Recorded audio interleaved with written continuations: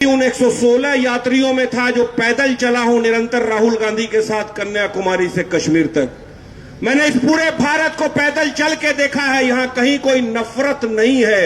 ये नफरत पैदा करते हैं इस तरह के लोग जिनको उस नफरत को पैदा करने से खुद फायदा होता है, अपने स्वार्थ के लिए करते हैं। इसलिए हम आपसे ये कहने आए हैं, आपको ये फैसला करना है कि आप मोहब्बत के साथ खड़े हो कि नफरत के साथ खड़े हो।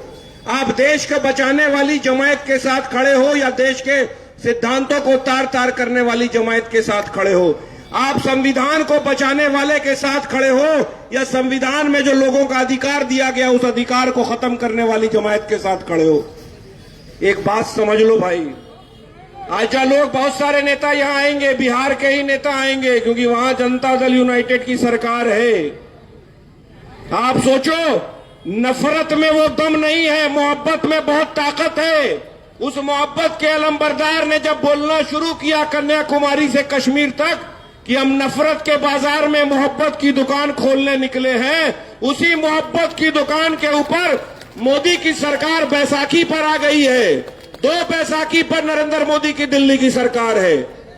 मगर ये जो अभी प्रत्याशी खड़े हैं, बन्ना गुप्ता जी के खिलाफ खड़े हैं, उस गठबंधन के प्रत्याशी हैं।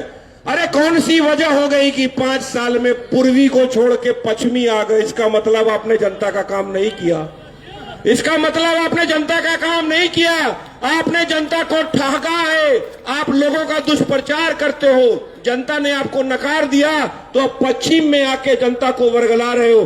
खासकर आप लोगों से एक बात कहते हैं, एक चीज को समझो, जो जमात आपके अधिकार को बचाने की लड़ाई लड़ रही है, जो नेता सारे तरह की प्रताड़ना झेल के अपनी सिक्योरिटी से कॉम्प्रोमाइज करके आपके अधिकार को बचाने की लड़ाई इस हिंदुस्तान में लड़ा है, जिसका नाम राहुल गांधी है, जो बोल रहा था कि हम संविधान को बचाने निकले हैं, हम लोकतंत्र को बचाने निकले हैं, संविधान बचेगा तभी तुम्हारा अधिकार बचेगा।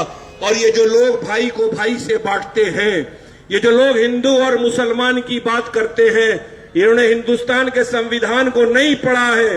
हिंदुस्तान के संविधान की जो प्रस्तावना है ना, जिसको हम प्रियम्बल कहते हैं, रूह कहते हैं, वो कैसे शुरू होती है? वो कहता है, we the people of India, हम भारत के लोग, न कोई हिंदू न कोई मुसलमान, भाई हम सब इंसान हैं, हम सबसे पहले भारतीय हैं। और हमको जो वोट का अधिकार मिला है, उस वोट के अधिकार के माध्यम से हम वैसा प्रतिनिधि चुनेंगे और वैसी सरकार चुनेंगे जो समाज में शांति व्यवस्था कायम करे, इंफ्रास्ट्रक्चर को डेवलप करे, एम्प्लॉयमेंट लाए, एजुकेशन की बात करे, न्याय की बात करे। तो आपको ये फैसला करना है वो कौन लोग हैं। भाई ये किसी व्यक्ति की लड़ाई नहीं है, ये एक विचारधारा की लड़ाई है इस हिंदुस्तान में, और जिसका फैसला झारखंड की अमन पसंद जनता को करना है। मैं आपको इस बात से आश्वस्त कराता हूं, झारखंड के लोग अगर इस मर्तबा आप ईमानदारी से गठबंधन के साथ रहे, यहां जो इंडिया गठबंधन के और कांग्रेस के सम्मानित नेता बन्ना गुप्ता जी आपके प्रत्याशी हैं, किसी के बहकावे में मत आइएगा। बहुत सारे लोग घूम रहे हैं, पता नहीं क्यों घूम रहे हैं। अरे भाई कोई मिलाद की शिरनी है कि सबको देना है? ये हमारा वोट है जो हमारे मुस्तकबिल का फैसला करेगा। एक एक वोट हमारे मुस्तकबिल का फैसला करेगा। आने वाला 5 साल झारखंड कैसा रहेगा इसका फैसला करना है। यहाँ शांति व्यवस्था रहेगी कि नहीं, यहाँ लड़ाई झगड़ा बंद होगा कि नहीं, समाज के हर वर्ग का विकास होगा कि नहीं, वो मैया योजना चलेगी कि नहीं, वो विधवा को पेंशन मिलेगा कि नहीं, वो गरीब का बच्चा पढ़ेगा कि नहीं, वो गरीब के बच्चे को मुफ्त इलाज होगी कि नहीं, आपके एरिया में सड़क बनेगी कि नहीं। हम तो अभी अंदर से आ रहे हैं मंत्री जी के साथ, बड़े सुदूर एरिया में उधर गए थे हम। वहां के लोगों ने मुझसे कहा कि भैया बन्ना गुप्ता जी हमारे विधायक नहीं थे, उस वक्त हम यहाँ 15 फीट गड्ढे में रहते थे, उन्होंने इस एरिया को भराया है, इसलिए एक वोट इधर उधर नहीं जाने वाला है।